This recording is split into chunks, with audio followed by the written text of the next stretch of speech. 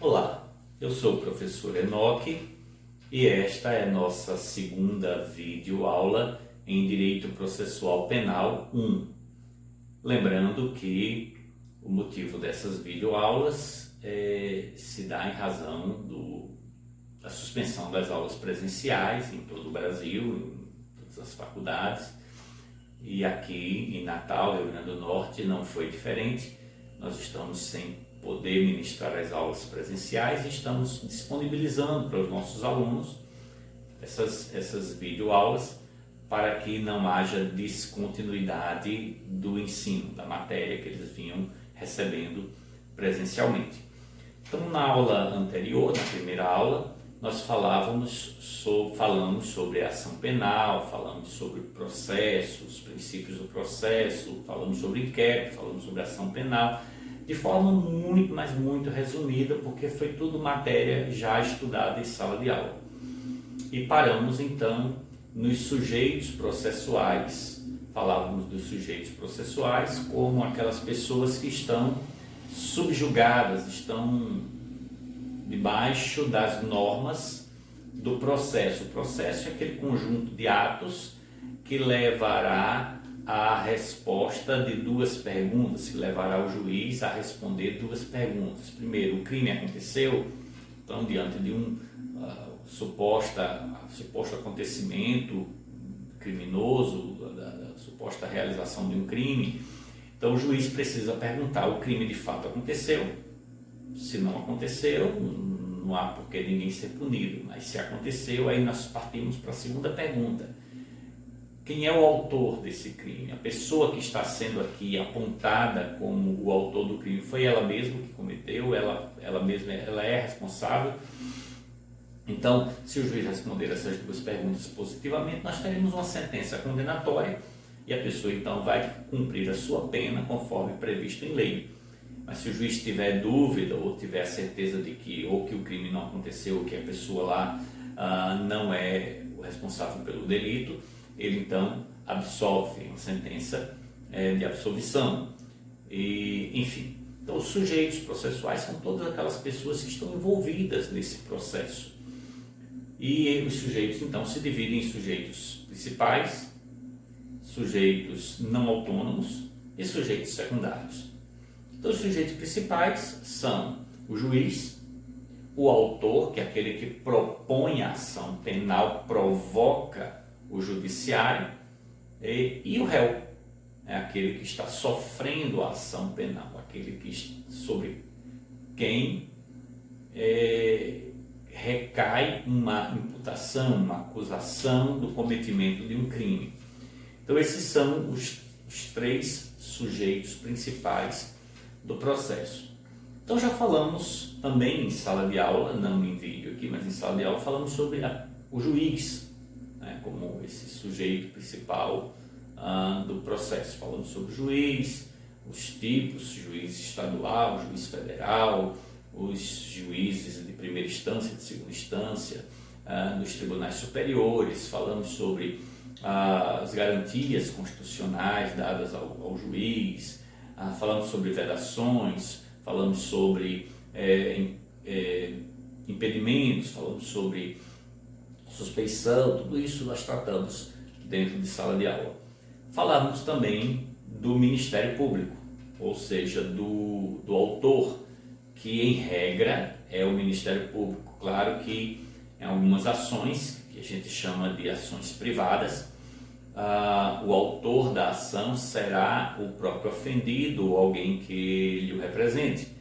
E aí, nesta ação, ele é chamado de querelante, aquele que oferece a querela, que inicia uma querela.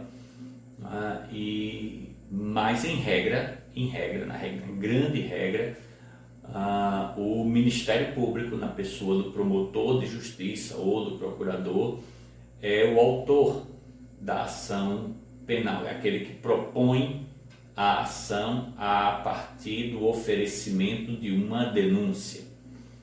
Então, o Ministério Público,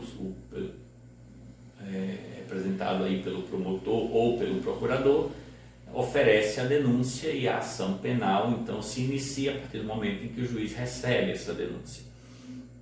Então falamos também do Ministério Público, quando surgiu, quando surgiu o Ministério Público, falamos que o Ministério Público surge com o Estado moderno para separar o órgão acusador do órgão julgador. Então ele nasce com a função de resguardar os direitos da sociedade sem distinção, ele nasce com o direito, o dever de separar a acusação daquele que julga e exercer então a ação penal com imparcialidade. Então essa é a função do Ministério Público. O Ministério Público, à semelhança do juiz, também tem garantias constitucionais para que ele possa exercer com liberdade, com coragem, com determinação a sua função, não se sentir intimidado. Então ele tem aquelas garantias de inamovibilidade, de irredutibilidade de salário, de vitalicidade, também ele tem independência funcional. O promotor ele deve agir de acordo com o seu entendimento. E finalmente então chegamos ao terceiro sujeito processual, que é justamente o réu, aquela pessoa sobre quem se imputa uma conduta criminosa. Então o réu, a princípio, no momento da investigação, ele é um investigado, acontece o crime, o delegado então inicia ali toda aquela investigação preliminar, que a gente chama de inquérito policial, e nesse momento ali ele é o investigado, ele é um investigado que pode ter sido preso em flagrante ou apenas apontado como o autor daquele crime que se está investigando. Ao final do inquérito, então, o delegado faz um relatório. Se ele se convencer de que aquela pessoa que ele estava ali investigando é de fato o autor daquele delito, então ele o indicia, e o réu então ali naquele momento é chamado de indiciado. Então ele é indiciado, vai o inquérito para o juiz com o indiciamento de alguém. Então ele é indiciado, o delegado diz: eu indicio fulano pela conduta do artigo tal, e aí imputa o crime. No momento em que o Ministério Público oferece a denúncia e acusa aquele indiciado, ele passa então a se chamar de acusado, denunciado ou réu. Então essa é a nomenclatura, é o nome que se dá. O acusado, o juiz recebe a denúncia, então está ali iniciada de fato a ação penal, ele será citado para responder àquela denúncia, e através de advogado ele vai ter que responder ali, enfim. E o réu, se a ação, ele é chamado então de acusado, de denunciado, de réu. E se a ação penal for uma ação privada, em que o proponente da ação, aquele que vai propor a ação, é um particular, portanto um querelante, o réu é chamado nesse caso de querelado, de querelado. Então é assim que se chama o réu. O réu então ele precisa ter uma identidade certa. Veja, não é necessário que se tenha toda a qualificação, nome, identidade, CPF, tudo, mas precisa que nesse momento da acusação, do oferecimento da denúncia, o Ministério Público identifique essa pessoa que está sendo acusada de forma que ela possa ser individualizada, localizada. Então, dando um nome, um apelido, as características, onde mora, pode-se chegar a essa pessoa e ele então ali, no momento que ele chegar para compor a ação penal, pega-se os outros dados que estejam faltando de sua qualificação. Então o réu, nesse momento, ele precisa ter uma identidade física certa.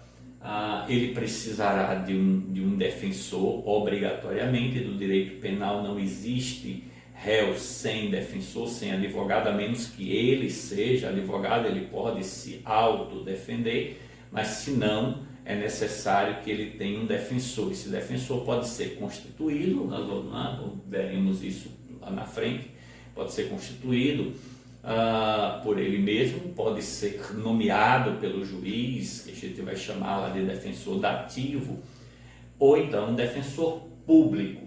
E se o réu for incapaz, se ele tiver uma doença mental, se for constatado que ele tem uma doença mental, que ele é incapaz de gerir seus próprios atos, enfim, o juiz dá ao réu um curador, que pode ser na pessoa do próprio defensor. Então, esse é o réu, é a pessoa sobre quem vai recair a acusação.